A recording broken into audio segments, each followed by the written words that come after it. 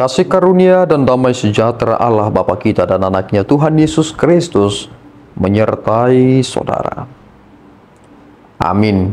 Shalom, saudaraku yang terkasih di dalam nama Tuhan Yesus Kristus. Senang bisa menyapa saudara di tempat saudara berada hari ini. Dalam dimensi yang berbeda, tetapi dalam dunia yang sama.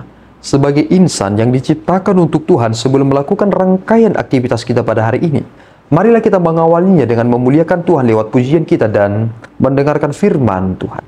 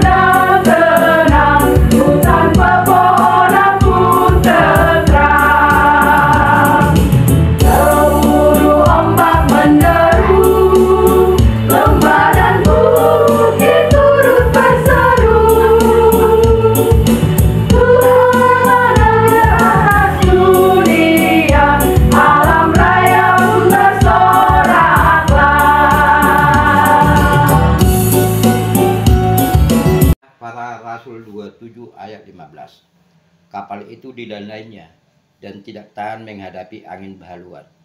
Karena itu kami menyerah saja dan membiarkan kapal kami terombang-ambing.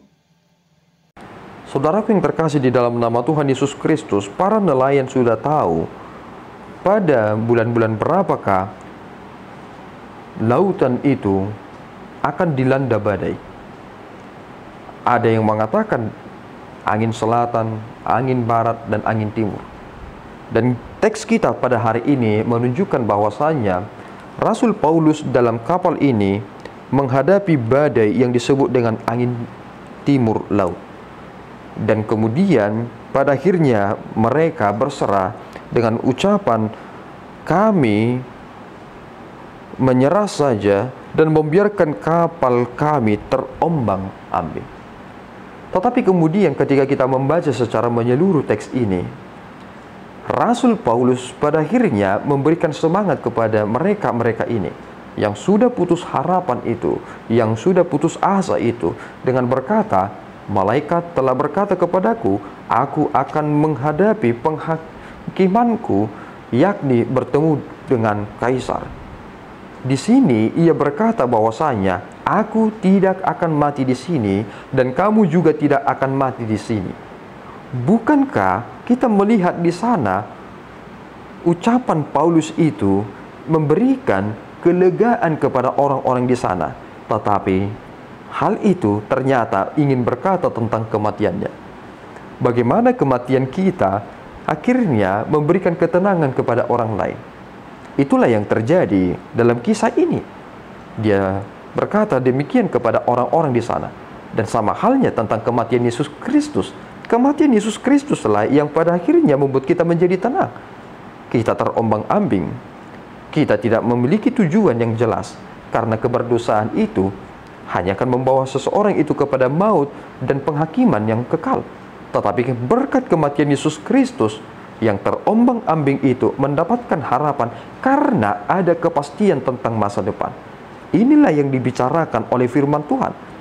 Sebab ketika firman Tuhan disampaikan kepada saudara, ini sedang membahas tentang masa depan saudara. Dan jika saudara menolak tentang apa yang disampaikan oleh firman Tuhan, maka saudara akan kembali kepada konsep yang pertama sekali, yakni upah dari dosa adalah maut.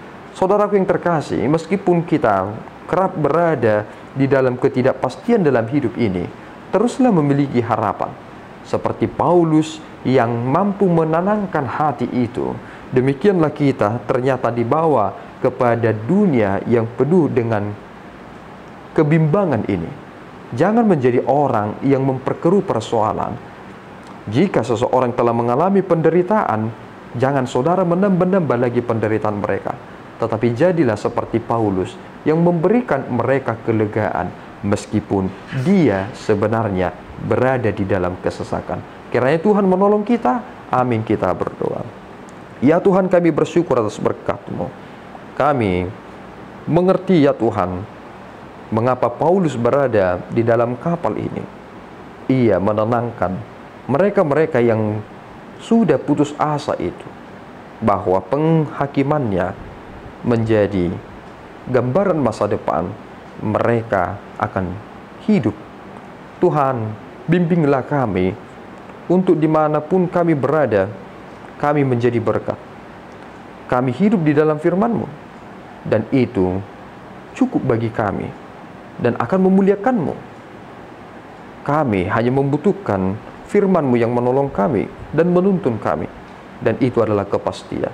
Kami berserah ya Tuhan, Engkaulah hidup kami, dan mati kami adalah untuk kemuliaan-Mu. Di dalam Yesus kami berdoa dan mengucap syukur. Anugerah Tuhan kita Yesus Kristus, kasih setia Allah Bapa kita, dan persekutuan Roh Kudus menyertai saudara. Amin. Tuhan Yesus memberkati.